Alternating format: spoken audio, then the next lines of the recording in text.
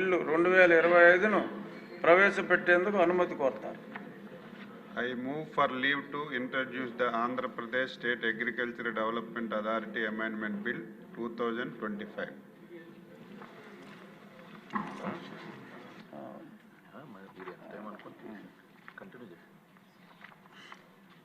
మంత్రి గారి ప్రతిపాదన సభా సమక్షంలో ఉంది.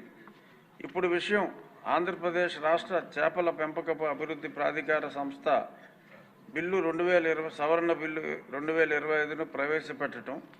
ఈ ప్రతిపాదనకు సుముఖంగా ఉన్నవారు అవును అనండి, వ్యతిరేకంగా ఉన్నవారు కాదు అనండి. అవునన్నారు, అవునన్నారు, అందరూ అవునన్నారు. ప్రతిపాదన ఆమోదించడమైనది. బిల్లు సభలో ప్రవేశపెట్టబడింది. వ్యవసాయ, పశుసంవర్ధక, పాడి పరిశ్రమాభివృద్ధి మరియు మత్స్యశాఖ మంత్రి గారు ఆంధ్రప్రదేశ్ రాష్ట్ర చేపల పెంపకపు అభివృద్ధి ప్రాధికార సంస్థ సవరణ బిల్లు 25ను పరిగణలోనికి తీసుకునేందుకు అనుమతి కోరుతారు. I move that the Andhra Pradesh State Aquaculture Development Authority Amendment Bill 2025 be taken into consideration. Bill మీద అధ్యక్ష, మన రాష్ట్రంలో అత్యంత ప్రాధాన్యమైనటువంటి రంగం ఫిషరీస్ అండ్ ఆక్వా. అధ్యక్ష, ఈ రాష్ట్రంలో ఆక్వా రంగం ఈ రాష్ట్రం అంతా కూడా విస్తరించి ఉంది. చాలామంది అగ్రికల్చర్ నుంచి ఆక్వా కూడా చాలామంది డైవర్ట్ అవుతున్నారు. అధ్యక్ష, అయితే ఇప్పటికి రాష్ట్ర ప్రభుత్వం జోను, నాన్ జోన్గా విభజించి ఆక్వా రంగం మీద దృష్టి పెట్టి ఈ రాష్ట్రంలో పూర్తిగా అభివృద్ధి చేస్తున్న విషయం అందరికీ తెలుసు, మీకు అందరికంటే ఎక్కువ తెలుసు. అధ్యక్ష, అయితే ఈ రాష్ట్రంలో ఎక్కడ చెరువు ఉందో, ఎక్కడ ఆక్వా పెంచుతున్నారో ఇంతవరకు ప్రభుత్వం మీద కూడా ఎటువంటి ఇన్ఫర్మేషన్ కూడా లేకుండా జరుగుతుంది. దీనివల్ల కూడా చాలా వరకు పొల్యూషన్ కూడా అవుతుందని చెప్పి చాలామంది కూడా చెప్పారు. అధ్యక్ష, అందుకే మొన్ననే ఆక్వా రైతులతోని, ఆక్వా ఆధారిత పరిశ్రమలో ఉన్నటువంటి పెద్దలందరితో కూడా మాట్లాడి కొన్ని మార్పులు ఈ చట్టంలో చేయాలని చెప్పి ప్రయత్నం చేశాం. అధ్యక్ష, ఈరోజు నేను గర్వపడుతున్నాను. 14 మాసాలు అయింది. అధ్యక్ష, ఈ 14 మాసాల్లో మా డిపార్ట్మెంటు ప్రత్యేకమైనటువంటి దృష్టి పెట్టి ఎక్కడెక్కడ చెరువులు ఉన్నాయనేది జియో ట్యాగింగ్ చేసి మొత్తం ఇన్ఫర్మేషన్ అంతా కూడా గ్యాదర్ చేశాం. అధ్యక్ష, అయితే ఈరోజు ప్రభుత్వం నుంచి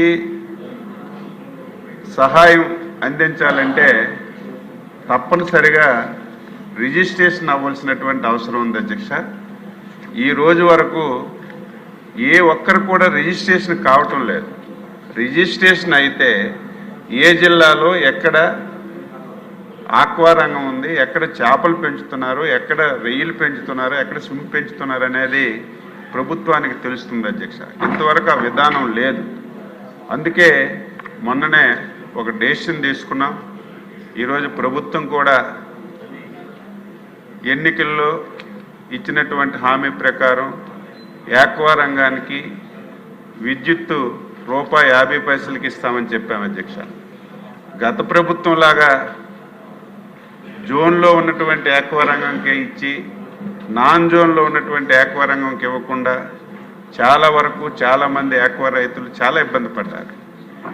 ఈసారి ముఖ్యమంత్రి గారు జోన్ కానీ నాన్ జోన్ కానీ విధానం ఎక్కడ కూడా పెట్టకుండా ప్రతి ఒక్కరికి ఈ సబ్సిడీ విద్యుత్ ₹50 ఇవ్వాలని చెప్పి నిర్ణయం చేశారు. అధ్యక్ష, అయితే దీని మీద ఒక బాధ్యత ఉండాలనే ఉద్దేశంతో తప్పనిసరిగా ఎవరైనా సరే రొయ్యల చెరువులు తవ్వినా, స్వింపు చెరువులు తవ్వినా, చేపల చెరువులు తవ్వినా తప్పనిసరిగా రిజిస్ట్రేషన్ చేసుకోమని చెప్పి ఈ యాక్ట్లో ఒక నిబంధన పెట్టాం. అధ్యక్ష, అయితే ఇంతవరకు నిబంధన ఉన్నప్పటికీ కూడా చాలా కష్టమైనటువంటి నిబంధన వల్ల చాలామంది రిజిస్ట్రేషన్ చేసుకోలేకపోతున్నారు.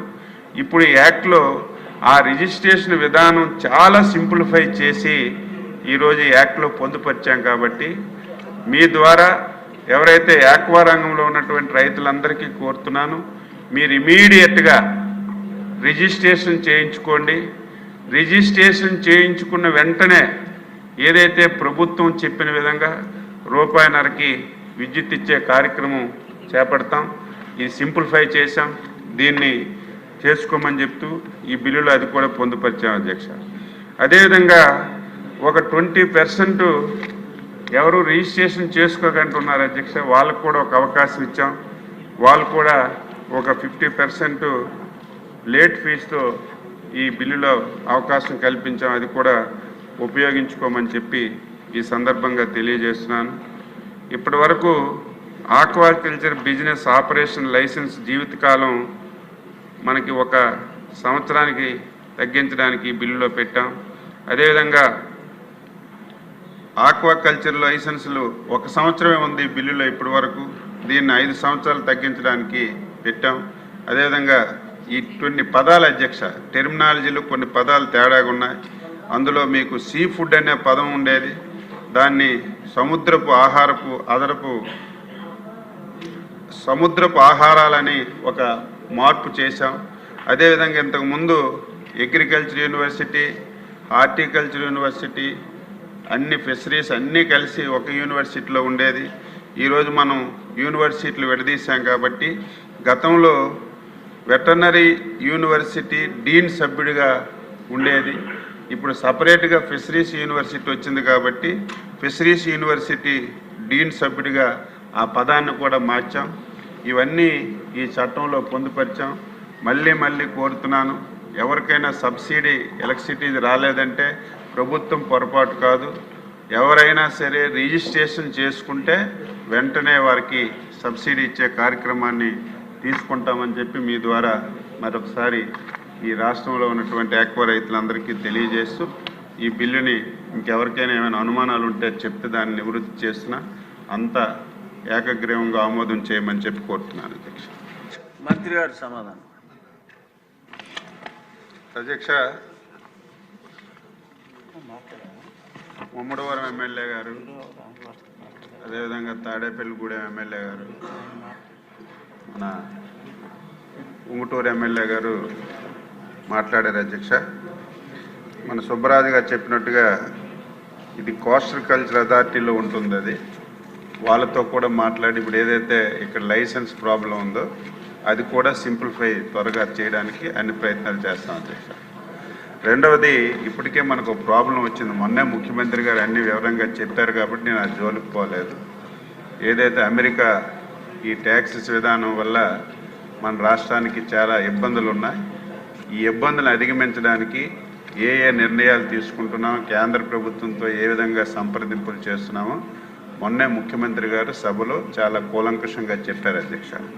ఎందుకంటే మన రాష్ట్రానికి అత్యంత ప్రాధాన్యమైన రంగం, మన రాష్ట్రానికి ఎక్కువ ఆదాయం వచ్చినటువంటి రంగం కూడా ఈ రంగం. కాబట్టి వీలైనంత వరకు ఎక్కడ కూడా చిన్న సమస్య రాకుండా ప్రయత్నం చేస్తున్నామని చెప్పి మీ ద్వారా తెలియజేస్తున్నాను అధ్యక్ష.